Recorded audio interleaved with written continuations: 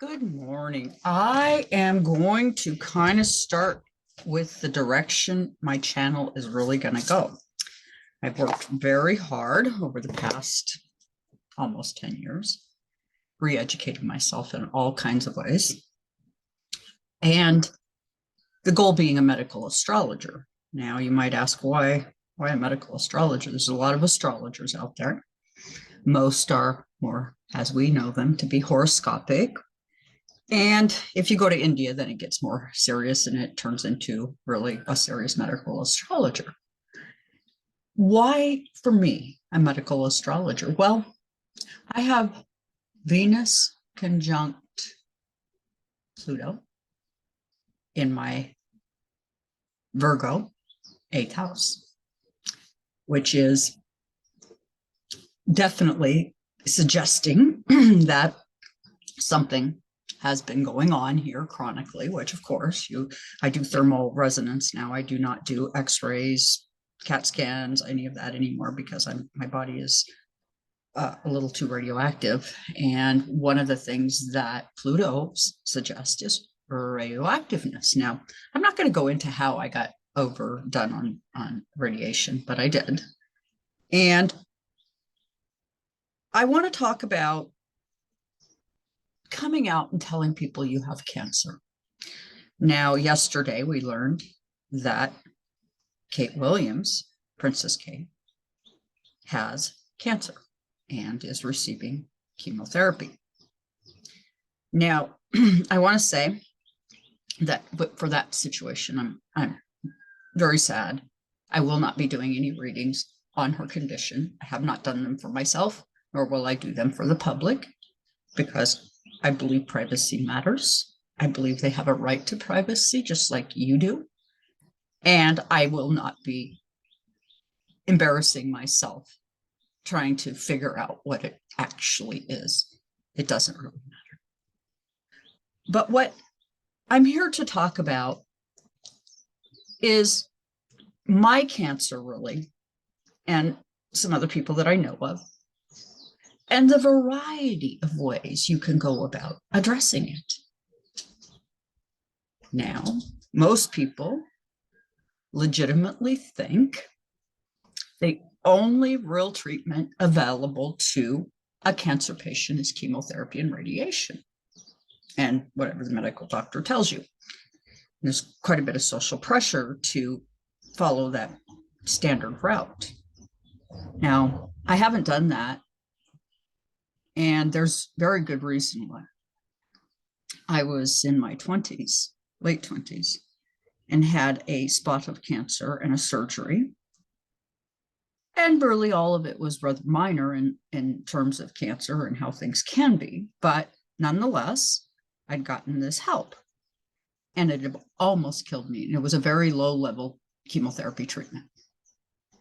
So this being my memory of what happens when I do chemo left me believing in every way that if I were to do chemo, I wouldn't do too well. And furthermore, I'd had a conversation, which this is nobody's business, but I'm going to say it because I want people to understand there's lots of things you don't know when a patient gets sick. There's so many things you don't know that your opinion should just be kept to yourself. As much as you might want to help, pray for that person, send love and light, but keep your opinions to yourself.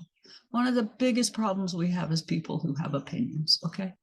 And we don't need it. We really don't need it. We have our own ideas. We're going through our own bit of drama. And those of you who think we need your drama too and your big ideas, we really don't. So what for me was a really serious reaction was in my medical file. And my doctor says, you're going to need a 4 chemo cocktail and a pill, not to mention likely radiation, which for my situation is totally counterindicated.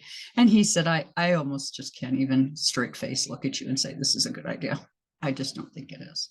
Okay, this is my doctor who, previous to having this conversation with me, took me off of his books in a way. Started sending me labs where I would take them in. I would get the labs back to my house. I would hand carry those into my doctor. We would talk about what all was going on. So it was my understanding at the time that they're not allowed to discuss diet with you. They're not allowed to discuss natural process with you. But interestingly, my chart shows I need to do things that are Venusian to stay alive. If I don't stay in my Venusian, I'm in trouble. So when you think you know something about a patient and you think your 2 cents is worth offering, stop. You don't know anything. And when you think you know that cancer kills you right away when you don't follow the directions, yes, some cancers do. Many do not. And one of the things my oncologist confessed to me, which I find fascinating, is he said, well, a lot of times people outlive their cancers. I have a type of cancer that they call indolent, which means that it doesn't grow terribly fast. It's not multiplying terribly fast. There are some, mind you, that you get it, you're in trouble. Sometimes you get something and it's troubling. And that's more the range I'm in at this time. I make thyroid with no thyroid in my body. This here was removed. The cancer itself produces thyroid. So in some ways, I needed it. My body knew it needed it. I don't know what the situation is. I really don't. I can't say. But my body did what it must for its own purposes. So is cancer even a bad thing? We're told that it is the most devastating thing and that you must sign up for the 500,000 or 250,000. In my case, it would have been at least 500,000 spa treatment. No. What I've found, now I'm going to just tell you very quickly before I end this video, what I have found is I fast daily so that I'm eating toxic cells. I use certain medications naturally that eat cancer cells. And I pay attention and stay out ahead.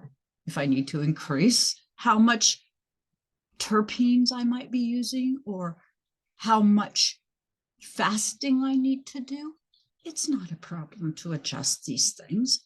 I don't need some magical pharmaceutical pill to get myself well. That's a lie. It's a lie. And I'm sorry for those of you who are in chemotherapy, it might not be a lie for you. But for me, my health shows, my chart shows, if it isn't a natural product, it doesn't go in my body. So with that, please help me get going here. Like, share, and subscribe. And thank you so much for joining me here. If you need a reading, please contact me privately. My information is in the description. And I will get back with you and we will set up a reading. And thank you so much for your time.